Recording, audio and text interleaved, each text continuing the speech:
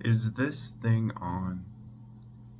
This next book review is actually a recommendation from a colleague within the Canadian Armed Forces, also a student in the same degree as I am, which is political science. It is Propaganda by Jacques, who was a French academic, lawyer, legal scholar, uh, philosopher. Um, his most of his literature came during the 1960s, but he was sort of active in academia prior to then, and then also after that period of time. But the bulk of his literary work came in the 1960s, and I think it's a good follow-up to my last book review, which was on Robert Greene's 48 Laws of Power, which power being sort of a driver in social behavior among humans, not always the case, but sometimes the case. And where propaganda plays a role is those within power using it as a tool to maintain power or to achieve power. And going into the book, I'm going to have a Substack linked below that dives into more concepts, and there's plenty of great concepts in this book, from the psychological to the sociological to the political science concepts. And those concepts, if you are interested in psychology, if you are interested in sociology, if you are interested in political science, I'm going to put this as a must read, a mandatory read, I would say, if you want to understand human behavior from either of those lenses. But in the video, I'm not going to discuss too many concepts, just a few. The first being sort of the typologies of propaganda that Ellul gives. The two primary ones being agitation propaganda and integration propaganda. And this kind of ties into the concept of power. So agitation propaganda is often used within sort of revolutionary movements. It's meant to create an enemy.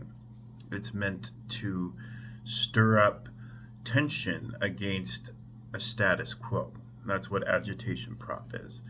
It's meant to try and shift social energy against a present incumbent power. And then integration prop is sort of the opposite end of that. It's trying to get social movements to support the status quo, to get involvement in maintaining the current regime, the current power, the current incumbency.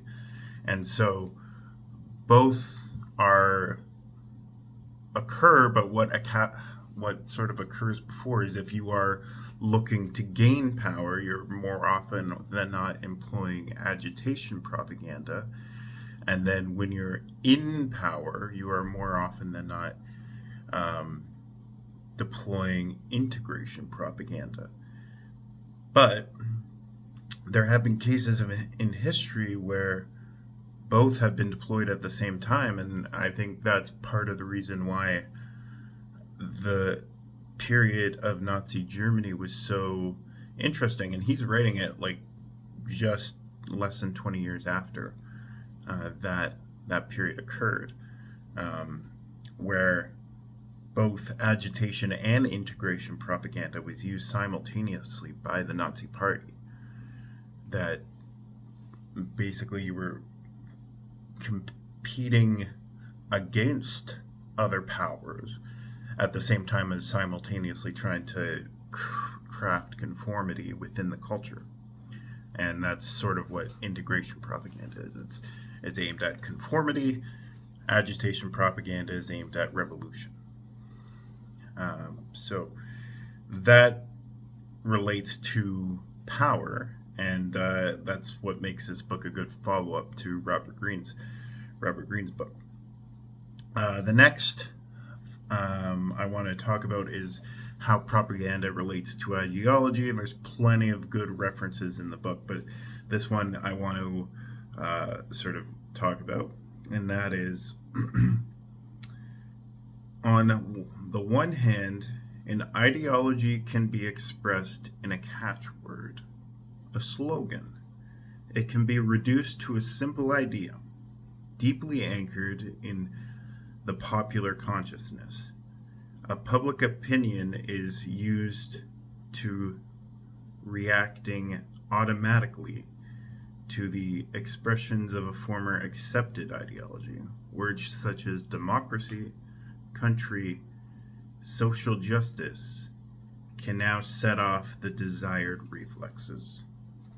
So if you whittle down ideology into 1 to 4 words, it'll have a higher emotional resonance than when you are speaking a larger quantity of words, and there isn't enough imagery, but also sort of evocation of what those words actually mean. So what it's saying is effective propaganda can make ideology as vague, but also just as simplistic as possible. That is one of the functions of propaganda. Now, there's other elements, including myth, that does sort of have more nuance, and it has more cognitive labor involved. But there's multiple paths that ideologies can have, but most propagandists do not necessarily follow an ideology because it's power that is their end goal. And then the next one that sort of talks about more of the psychological element of propaganda, and that is both how it's a function of our own psychology as social beings that leads to what propaganda does to us, and then how we react once we are separated from our propaganda. And these psychological factors is what necessitates propaganda in the first place. Because if we were separated from it, this is what the author gets into. When propaganda ceases in a group where it has had a powerful effect, what do we see? A social disintegration of the group and a corresponding internal disintegration of the individuals within it. They completely withdraw into themselves and reject all participation in social or political life. Through uncertainty, through fear, through discouragement, they begin to feel that everything is useless and that there is no need to have opinions or participate in political life.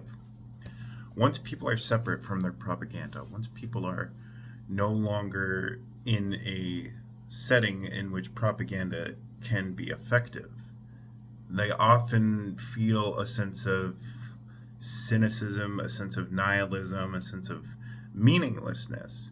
That propaganda feeds into meaning, whether it be agitation or integration propaganda. So when people are not consuming propaganda and they are cut off from their source of propaganda, they begin to question their own existence, question their own purpose in life. And thus, it creates that psychological need for propaganda. And it also sort of eliminates the idea that everyone is a victim of propaganda. Propaganda is not necessarily a trait in which we become victims of. Thank you so much for watching. I appreciate you, and I'll see you in the next one.